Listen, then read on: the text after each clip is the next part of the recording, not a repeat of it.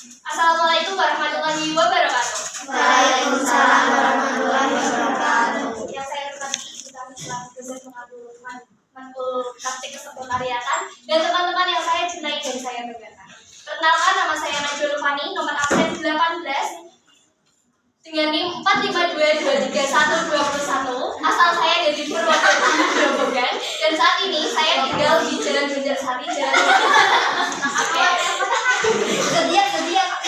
Sebelum saya mulai ke materi yang ingin saya bahas, saya yakin di sini banyak teman-teman yang tinggal di kos, betul?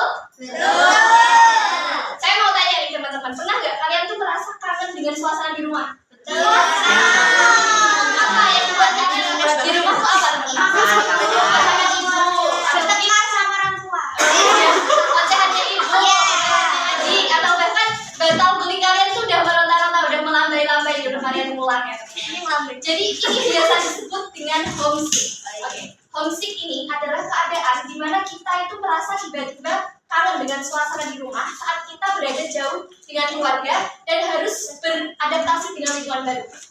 Nah, ini sangat wajar untuk dialami oleh anak kelas atau perantau seperti kita, teman-teman. Tapi homesick ini bukan sekedar kangen, tapi juga bisa mempengaruhi suasana dan juga aktivitas kita. Kita jadi merasa asing, merasa kesepian, atau bahkan kurang semangat. Nah, biasanya kan kalau di rumah makan tinggal makan, udah ada yang nyiapin. Kalau kita di kos mau makan harus cari sendiri, kita harus mandiri. Kalau sakit di rumah ada yang nemenin, ada yang rawat, ada ayah, ibu. Kalau di kos ya mau mengandalkan siapa lagi kalau bukan diri kita sendiri gitu. Nah, jadi bisa dibilang homesick ini adalah tantangan psikologis bagi anak kos. Nah, ini ada beberapa penyebab terjadinya kenapa sih kok kita bisa terserang homesick. Yang pertama yaitu karena perbedaan lingkungan. Biasanya kita hidup di rumah yang serba nyaman, tiba-tiba kita harus tinggal di kos yang serba terbatas. Kemudian yang kedua, karena kita memang jauh dari keluarga. Biasanya apa-apa kita tinggal cerita ke ayah, ibu. Sekarang ya memang masih bisa berkomunikasi, tetapi ya kita terhalang oleh jarak gitu ya. Kemudian yang ketiga yaitu perbedaan budaya. Maaf sebelumnya yang seperti saya yang biasa tinggal di desa, di pemukiman desa ya, tiba-tiba tinggal di kota Semarang yang mungkin ada perbedaan budaya dan menimbulkan kultur shock tersendiri gitu bagi saya. Oke, kemudian yang penyebab yang keempat yaitu karena merasa kesepian. Mungkin kita waktu awal-awal maba masih belum banyak mengenal teman-teman baru, masih belum banyak mengenal di lingkungan baru. Nah, ini beberapa faktor yang menimbulkan kita itu terserang dengan homesick. Tapi kalau homesick ini dibiarkan teman-teman, ada juga beberapa dampaknya. Dampaknya nggak cuma satu, ada beberapa dampak, yaitu dari sisi emosional, sosial, akademik, dan juga fisik. Oke, kita mulai dari sisi emosional. Dari sisi emosional kita itu jadi merasa gampang sedih, merasa kesepian, atau bahkan kita bisa memicu stres. Nah, kemudian dari sisi akademis, kalau kita kuliah jadi merasa kurang semangat, jadi nggak fokus karena kepikiran orang di rumah. Nah, ini jangan sampai ya. Jadi nilai akademis kita itu menurun cuma karena kepikiran terus dengan orang rumah. Nah, kemudian yang ketiga yaitu dari sisi sosial. Kalau kita enggan untuk bersosialisasi, kita jadi mengerucut lagi nih. Kita makin merasa buat gak punya siapa-siapa ya karena kita sendiri yang malas untuk bersosialisasi. Nah, kemudian yang keempat dari sisi fisik, kita jadi kurang nafsu makan, malas beraktivitas, sehingga ini bisa menunjukkan kayak kurang semangat dan kita jadi gampang terserang penyakit. Jadi itu dia beberapa dampaknya yang nggak sepele ya teman-teman. Jadi homesick itu wajar terjadi, tapi jangan sampai hal ini bisa menghambat diri kita sendiri.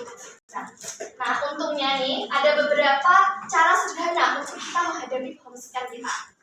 Yang pertama yaitu dengan tetap berkomunikasi dengan orang rumah. Kalian bisa tetap berkomunikasi dengan ayah ibu kalian lewat video call, telepon, ataupun chat. Jadi komunikasi kalian itu tetap terjalin seperti itu.